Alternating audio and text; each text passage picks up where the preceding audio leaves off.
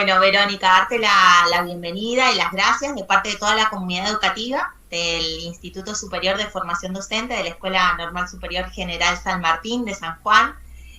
Transmitirte los saludos de la rectora, profesora Arcerito, de la vicerrectora, profesora Heredia, de las autoridades que, bueno, que se han jubilado, que se enteraron de este encuentro, de esta amable charla, diálogo, y que también te transmiten sus saludos.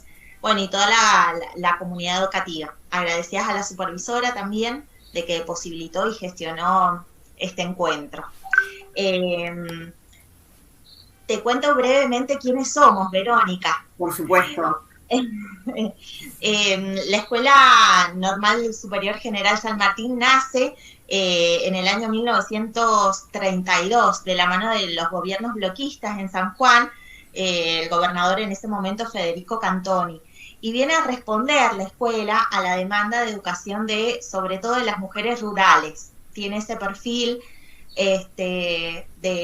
también de los obreros rurales, y viene a responder a la demanda educativa de los hijos de huarpes y de diaguitas en menor medida por su ubicación geográfica. Entonces esto marcó un perfil muy novedoso en la sociedad sanjuanina. La escuela nace en el 1932, en el 1934, cuando, concluye el gobierno de Cantoni, se corre la voz de cerrar la escuela, y obviamente la comunidad sanjuanina reacciona a esto. Entonces, bueno, en sus orígenes, esta comunión, esta unidad entre la comunidad educativa y la sociedad sanjuanina tiene unos vínculos muy fuertes. Luego, en el año 1986, se crea el ciclo de los profesorados de enseñanza primaria y de educación preescolar, o sea que se mantiene esta identidad formadora. Y luego también en 1993, con la reforma educativa, incorporamos a las funciones de la docencia, las funciones de desarrollo y de investigación. Así que bueno, somos uno de los institutos asociados a esta red que compone también el Infod, ¿no? Así que bueno, esto brevemente es la comunidad a la cual represento en este diálogo. Verónica, bienvenida. Sabemos que sos licenciada en comunicación, docente, amante, apasionada por la docencia, y bueno, te ha tocado... En este momento, acabo de llegar de dar clases. Así que bueno, para nosotros también, ¿no? O sea, de docente a docente sabemos de qué estamos hablando. Así que bueno, Verónica, contanos qué es el Infod, cuáles son sus objetivos. Sabemos que están cumpliendo 15 años. Así es. Bueno, yo antes que nada quiero hacer llegar por tu intermedio un saludo muy afectuoso, muy cálido a toda la comunidad educativa del Instituto General San Martín, un nombre que las honra y nos honra. Así que tanto estudiantes, docentes, equipos de conducción y también equipos jubilados. Es una alegría también que la comunidad que se jubila siga ligada a la institución, de la misma manera que sus egresados, sus docentes nobles. Eso crea un sentido de identidad. Vos mencionaste la palabra identidad. Este instituto tiene una identidad fuerte, una historia potente, y bueno, me gusta especialmente tener este diálogo con este contexto que me has dado, que me permite acercarme un poquito a esa historia rica, esa historia de la que se encuentran también orgullosos y que les gusta transmitir como legado, y que es parte además de nuestra tarea pedagógica. Bueno, me preguntás, ¿qué es el Infod?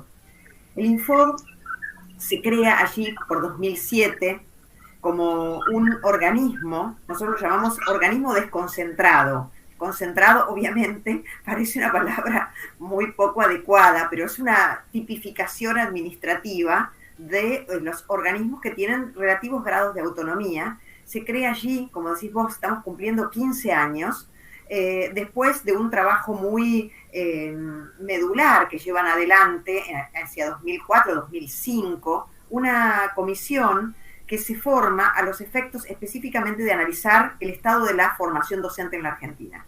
Después de muchos años la década del 90 había sido muy dura para los institutos superiores, habían atravesado situaciones de desfinanciamiento, habían pasado por unas instancias de evaluación, digamos, no estamos cuestionando la evaluación en este sentido, sino porque siempre la evaluación es una herramienta de la docencia fundamental y por supuesto de la planificación de la política pública.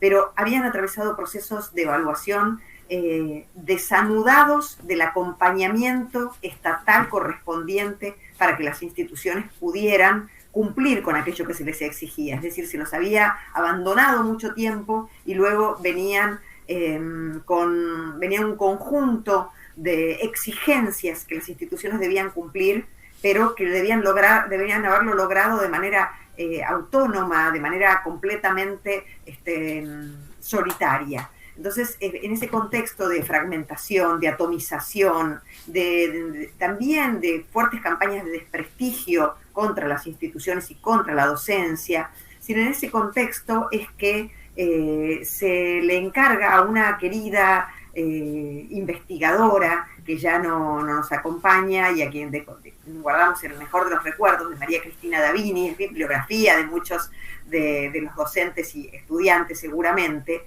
Se le encarga que haga un mapa de la formación docente. Y allí se identifican 10 grandes problemas que tienen que ver con esto que estoy señalando, que tienen que ver con cuestiones de atomización, de jerarquización académica, de fragmentación del sistema, de cantidad de diseños curriculares y nombres de titulaciones distintos y no acuerdo sobre qué debe saber un docente de la República Argentina, cómo se posiciona, cómo construye su identidad, de qué manera se propicia una formación que apunte a un rol ético, a un rol político, a un rol pedagógico, cómo se construye en el proceso de formación. Todo eso no estaba discutido, todo eso había quedado un poco fuera del eje de las políticas de formación docente, y así entonces se determina que es necesario un organismo que específicamente sea el espacio de concertación federal, de acuerdos entre todas las provincias, porque además no se trata de que lo común sea lo homogéneo, no hay que confundir estas categorías. Lo común tiene que ver con nuestra identidad nacional, con lo que hace a un sistema formador y a forjar docentes para nuestro país, en un contexto regional, en un contexto además que nos cobija, pero que al mismo tiempo debe reconocer lo particular, debe reconocer lo singular. Y eso tiene que ver con las realidades, incluso con la identidad de la que acabás de hacer una breve reseña, de la institución y de la propia jurisdicción, de la propia provincia. Entonces, en ese contexto es que, atendiendo estas problemáticas de la formación inicial, de la formación permanente, atendiendo las problemáticas que tenían que ver con la construcción de un verdadero sistema que tuviera coordenadas que lo permitieran nominar como tal, como un sistema formador, es que se crea el Infod. Su objetivo estratégico tiene que ver con el diseño de la arquitectura de un sistema formador, con la definición de las grandes coordenadas de la formación de los docentes de nuestro país y con la articulación de una enorme cantidad de instituciones que estaban todas dispersas y que era necesario aglutinar en una red común que pusiera un horizonte además común a la formación. Y allí es que se crea el Infod, que en 2007 abre sus puertas y que yo tuve la suerte de formar parte de esas discusiones previas, tuve la suerte también de poder participar en la discusión que le da lugar en la Ley de Educación Nacional, con el apartado específico para formación docente, y después, en las vueltas de la vida, esos regalos que da la vida, tuve la posibilidad inesperada en aquel momento en el que recién estábamos discutiendo cómo tenía que ser este organismo, de poder dirigirlo. Sí, Verónica, queríamos también, ¿no?, plantearte ese tema. Sabíamos que había sido directora ejecutiva en este periodo, y bueno, y ahora volvés al Infod. ¿qué cambió, Verónica? ¿No? ¿Cuáles son los nuevos desafíos entre aquella gestión y esta? ¿Qué objetivos son necesarios reencauzar? ¿Cuáles fueron los logros? Porque yo creo que acá más o menos los mencionaste, ¿no? Pero podemos hablar de logros en la formación docente, podemos hablar de ciertas batallas ganadas en la formación docente. Entonces, bueno, ¿qué cambió? ¿Qué se logró? ¿Y cuáles son a lo mejor las deudas que nos quedan por saldar o por seguir construyendo? Mira, en aquel momento, en 2007, la directora ejecutiva, María Inés Vollmer, y todos los funcionarios que estábamos a cargo de las direcciones de educación superior de las distintas provincias, yo en ese momento estaba en una jurisdicción siendo directora de educación superior, diseñamos aquel primer Plan Nacional de Formación Docente, la resolución 23 del 2007. Allí ese primer plan se articuló sobre la base de este diagnóstico del mapa que elaboró Cristina Davini, y sobre esos 10 problemas fundamentales es que se organizó el primer plan. Pero el segundo plan ya fue armado en función de políticas. Cuando en 2012 yo asumo la dirección ejecutiva, elaboramos un plan sobre la base de 6 grandes políticas. Había un eje que tenía que ver con las políticas estudiantiles, fuertemente centrado en la noción de las trayectorias y del rol social, político, cultural y, por supuesto, pedagógico-didáctico del docente en formación. El planeamiento estratégico con la planificación de la oferta, pero además con el planeamiento estratégico de la formación docente. Hay una línea para el desarrollo curricular, para la formación continua y la investigación, para la formación con TICs, que era un tema que cuando recién inicia el Infod aparecía como un gran desafío, comenzar a equipar a los institutos, designar perfiles que pudieran empezar desde la formación docente a trabajar con las nuevas tecnologías, en aquel momento nuevas. Hoy ya no podemos utilizar esta expresión. Por lo tanto, la verdad es que teníamos un paquete de cuestiones y, por supuesto, cuestiones del orden normativo. Había que construir toda una normativa para el sistema formador. Era fundamental que el sistema formador tuviera normas propias de carácter federal que respaldaran las decisiones. Hubo muchos avances, muchísimos avances. El primer cuadro de situación, la primera pintura de ese mapa heterogéneo, atomizado, sin normas comunes, sobrevino una segunda etapa que da cuenta de un esquema que para muchos por fuera del sistema formador resulta bastante difícil de visualizar. Muchas veces se ven solamente los pendientes y no se ven los avances. Es muy importante señalar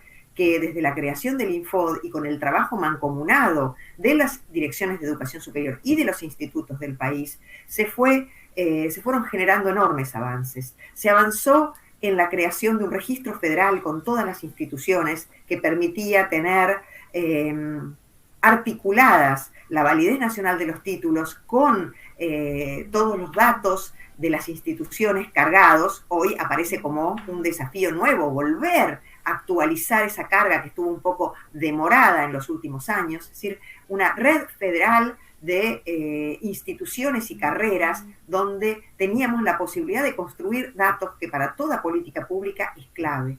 Se avanzó en la definición de los lineamientos curriculares, de los lineamientos pedagógicos de la formación docente. En ese momento la resolución 24 fue un hito. Luego la resolución 30 para la formación continua y el desarrollo profesional docente, también para la institucionalidad del sistema formador. La resolución, por supuesto, la resolución 72 para el acceso a cargos, el famoso que nosotros ya teníamos, nosotros hablamos todo en siglas, el RAM, el ROM. Hoy, todos esos instrumentos que fueron fundamentales para darle una institucionalidad la jerarquía de una institucionalidad propia del nivel superior, un régimen académico que reflejara el tipo de instituciones que durante mucho tiempo habían sido estaban casi primarizadas o secundarizadas en su lógica de funcionamiento. Aquí hubo avances muy importantes en la organización de una institucionalidad acorde al nivel que efectivamente tenemos a cargo, que desempeñamos. En ese sentido, también el reglamento orgánico marco y los reglamentos institucionales que permiten la participación de los claustros, la democratización institucional y la jerarquización académica han sido como dos caras de una misma moneda. ¿Cómo trabajamos para jerarquizar la propuesta académica de nuestras instituciones al mismo tiempo que las convertimos en instituciones cuya institucionalidad dé cobijo y de participación efectiva a los distintos claustros? La conformación de los consejos académicos, la participación a través de distintas formas, porque no fueron homogéneas, pero sí el reglamento orgánico marco lo permitió, y también las normas de acceso a cargos, que ahí también nos quedó como pendiente esa tarea, que tiene que ver, no pendiente en todas las jurisdicciones, en algunas jurisdicciones quedó pendiente todavía la tarea de pensar muy fuertemente cuáles son las instancias que regulan el acceso a cargos docentes, directivos en nuestras instituciones. De la mano de eso, tuvimos el desarrollo y la posibilidad de trabajar fuertemente una reformulación curricular que en aquel momento estaba en diálogo con las demandas del sistema educativo obligatorio, y por lo tanto pudimos pensar un espacio de la práctica que articulara desde el primer año de la formación, que fuera vertebrador, que incluyera saberes como la alfabetización inicial, en el caso de los diseños de inicial y primaria, que ya incluyera elementos de tecnología, que incluyera fuertemente los saberes a enseñar y las didácticas específicas. O sea, se pensó en un diseño curricular acorde a aquellos tiempos. Y por supuesto, se establecieron criterios y una comisión federal para que pudiera dictaminar, de manera que participativamente a nivel de todo el país, coordinado por el INFOD, en la semana que viene se reúne nuevamente la COFEB, se crea esta comisión que tiene que ver con orientar y producir dictamen sobre los nuevos diseños que las jurisdicciones van presentando. Fíjense, la pata curricular, la pata institucional, la renovación de la enseñanza, la incorporación de las tecnologías, la participación de los claustros, la investigación, una investigación además renovada, un área de investigación para que las instituciones formadoras pudieran producir conocimiento, pero conocimiento, no investigaciones despegadas de las prioridades y de las necesidades de nuestros entornos, sino investigaciones que recogen las problemáticas educativas del sistema educativo, de manera tal de poder adecuar la formación a esas producciones de conocimiento que van como insumo alimentando y dándonos nuevas pistas de hacia dónde ir. Y por eso se pudieron definir en la ley las 4 funciones del sistema formador: formación inicial, formación continua, investigación, y acá viene la cuarta cuestión importantísima, el apoyo pedagógico a escuelas, que es algo que nos quedó ahí también a medio camino. La llegada del programa Nuestra Escuela fue como la frutilla del postre de este gran esquema, porque también a través del programa no solo pudimos formar a nuestros docentes y a nuestros equipos directivos, no solo pudimos poner instancias institucionales de debate colectivo y también de trabajo con las escuelas asociadas. Nos permitió también llevar adelante eso que habíamos puesto en práctica, que era los convenios con las escuelas, el trabajo asociado, la corresponsabilidad formadora, salir de la vieja lógica del aplicacionismo. Ahora había una corresponsabilidad formadora y esto se desplegaba en el propio proceso de formación. La incorporación de tecnología, los equipamientos, los recursos, los libros que pudimos dotar en las bibliotecas de nuestros institutos, todo esto generó un enorme enriquecimiento para poder llegar a la instancia de evaluación, la sexta política, la evaluación del sistema, pero en una evaluación que ya no era una evaluación de castigo, era la evaluación para producir información pertinente y para poder acreditar las instituciones, pero de la mano de un acompañamiento y de un fortalecimiento constante de las instituciones y un acompañamiento a sus equipos. Entonces, nos encontramos con todos estos grandes logros, ¿sí? Desde la normativa, lo curricular, lo institucional, la renovación de los procesos de investigación, de producción de conocimiento y de evaluación, pero sí, por supuesto, nos quedaron también pendientes. Y luego los escenarios se renovaron. Y es así donde hoy estamos parados para, digamos, dar una nueva vuelta y una renovación del plan federal, del plan que tenemos que poner en marcha, que estamos poniendo en marcha para esta nueva etapa, una etapa totalmente distinta, la pandemia de mediante, además, para nuestros institutos formadores. Perdón si me hice un poquito, se me extendió un poco. No, para nosotros es un lujo. Déjame rescatar algunas ideas. Nombraste varias veces el tema de los lineamientos pedagógicos, los desarrollos curriculares. Los docentes a veces vivimos en una tensión al momento, de los procesos formativos, una tensión por ahí entre el tema de contenidos y una evaluación a través de capacidades y competencias, ¿no? Por ahí no podemos dejar de ignorar de que esta formación en capacidades y competencias tiene un anclaje teórico que está atravesado por ciertos neocognitivismos, por ciertas, si los descontextualizamos, por ciertas nociones de meritocracia. Entonces, ayudarnos a resolver esta tensión. Nosotros en San Juan también estamos revisando nuestros diseños jurisdiccionales para la formación del nivel inicial y primario. Entonces, ayudarnos a mirar esto. Bueno, hay que mirar varias cuestiones. La primera cuestión es que los escenarios pedagógicos de la contemporaneidad, nuestros escenarios pedagógicos han sido fuertemente, voy a hacerlo como un contexto, ¿sí? Porque hubo producción de normativa, ¿sí? Que fijó otras coordenadas después de la resolución 24 hubo otras resoluciones que fijaron otras coordenadas y es necesario hoy volver a retomar todos esos elementos. Yo sé que muchas jurisdicciones están en plenos procesos de transformación curricular, pero al mismo tiempo nosotros tenemos que volver a revisar esa normativa que orienta la producción curricular para poder mirarla, porque hay que remirar la pedagogía contemporánea con relación a estos nuevos escenarios.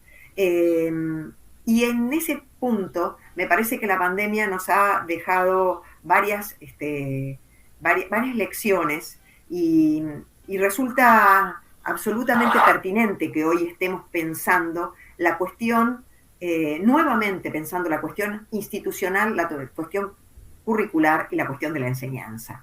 Y digo esto porque algunas perspectivas divorcian la cuestión institucional de la cuestión curricular. Y las cuestiones curriculares anclan en condiciones institucionales. Por lo tanto, la forma en que está tramitado la organización institucional, el régimen académico, son posibilitadores o no del desarrollo del currículum. Y por lo tanto, nosotros tenemos que tener una mirada. La primera cuestión es que tenemos que tener una mirada integral. Y esto es clave.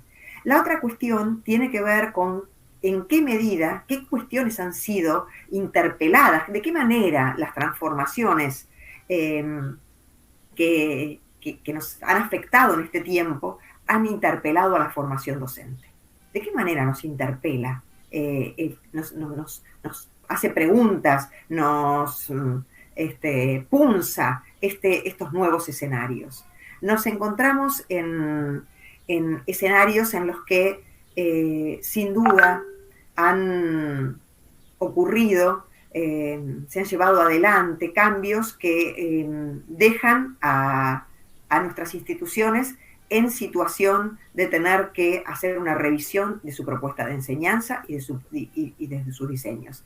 Hay saberes que incorporar, hay perspectivas que incorporar, y para eso es necesario tomar este tema como uno de los temas de agenda inmediata.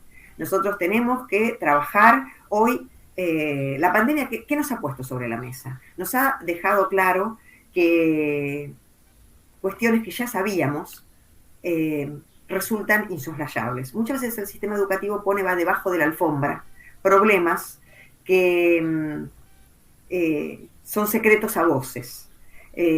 No es una novedad que las aulas son heterogéneas, no es una novedad que hay desigualdad educativa. La pandemia lo que hizo fue mostrarlas con una crudeza, con una crueldad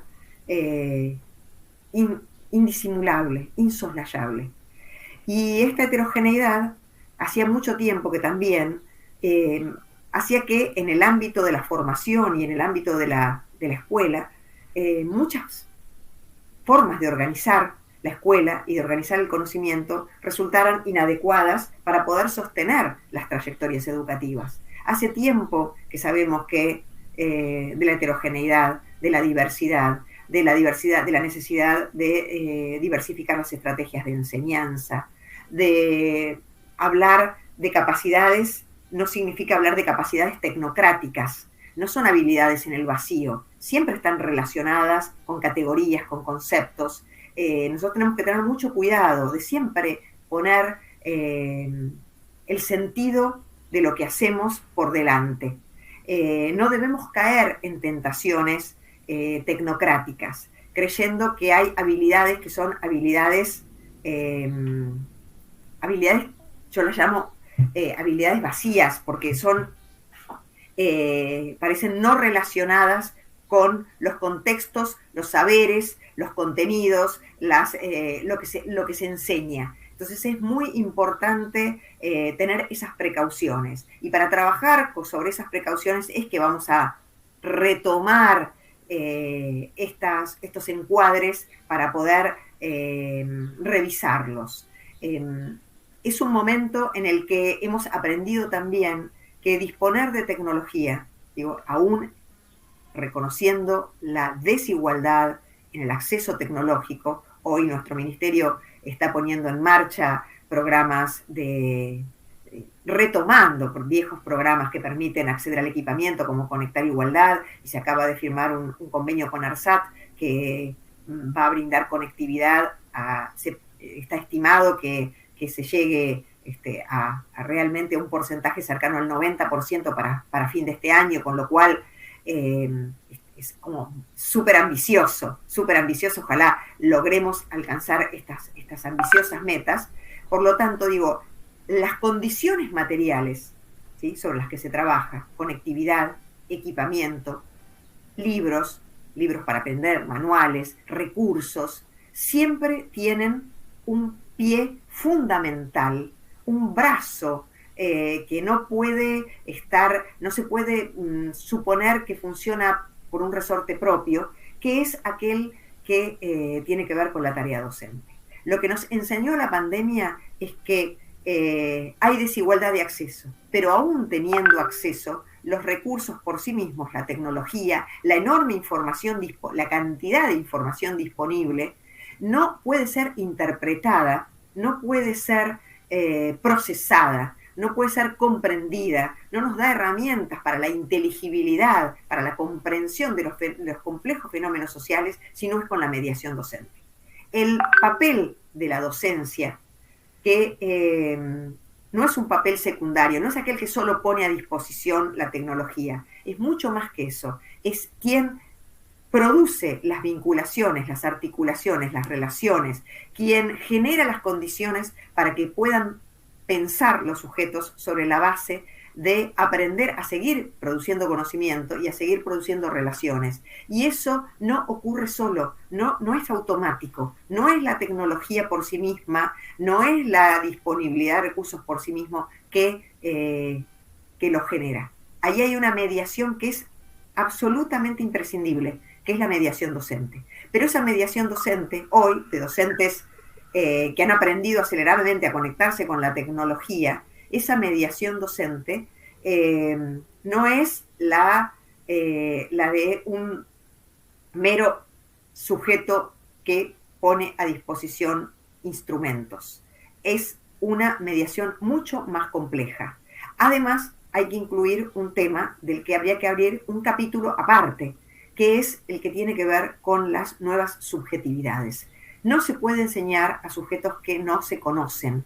Y la verdad es que nuestras y nuestros jóvenes hoy resultan para muchos docentes sujetos desconocidos, sobre los cuales hay a veces lógicas condenatorias, se perdió todo, son los hedonistas, no les interesa nada, no les importa el aprendizaje, no les importa el conocimiento, viven de la instantaneidad, es el aquí y ahora, no hay perseverancia, no hay esfuerzo, no hay bla, bla, bla, bla, bla, bla, bla, bla, o la lógica celebratoria, todo es maravilloso. Entonces no se trata de eso, nosotros tenemos que ir hacia lógicas de reconocimiento, que suponen conectar con las subjetividades juveniles. ¿Qué leen? ¿Cómo se relacionan con la tecnología? ¿De qué manera se vinculan con sus pares? Porque lo más probable es que hay algo así de apagarte, de no poder conectar con nuestros estudiantes si no entendemos que estamos en un tiempo en el que los cambios en la contemporaneidad no son solo cambios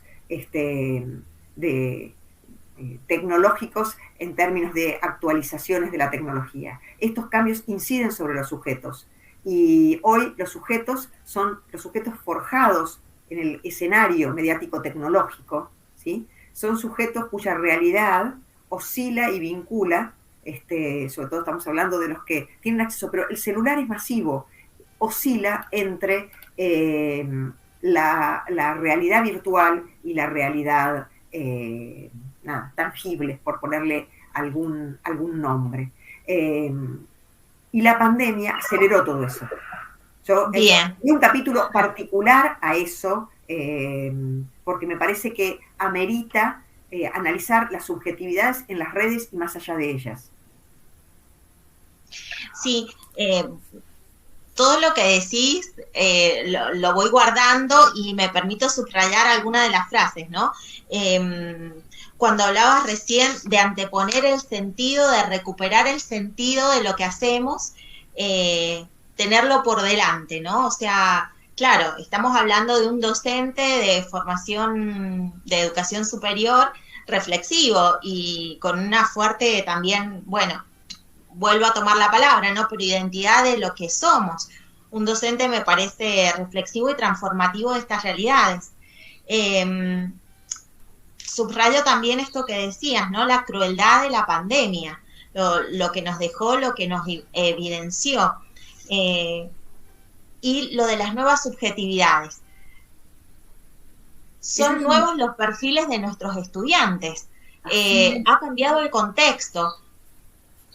Nuestro estudiante no es el mismo, el prepandémico, ni el pandémico, ni el actual, pospandémico, ¿no?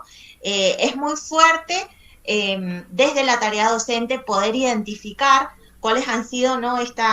Estos escenarios renovados y estos perfiles renovados de las subjetividades de nuestros estudiantes. En este sentido, ante una sociedad, ante una pandemia que ha puesto en evidencia todas las desigualdades con mucha crueldad, como decías, ¿cómo pensamos a veces la educación superior, ¿no? ¿Como una mercancía o como un derecho? Teniendo en cuenta que la educación es también un proyecto civilizatorio. Absolutamente. Entonces, bueno, ¿no? En el tema que justo fue de mi clase hoy. Las formas de, casi vos estás entrando al tema de cómo desmontar formas de colonialidad pedagógica, cómo construir un posicionamiento que pueda efectivamente interpelar y ser transformador. Y en ese sentido es necesario desmontar muchas cuestiones incluso en el campo pedagógico, y resulta fundamental también comprender que la colonialidad más potente es la colonialidad del saber. Por eso tantos epistemólogos que nosotros leemos constantemente, como Ramón Grosfogel, como de Sousa Santos, como Castro Gómez, y muchos nos iluminan y nos ayudan a pensar qué significa descolonizar el saber. Y en la formación docente es fundamental esa tarea.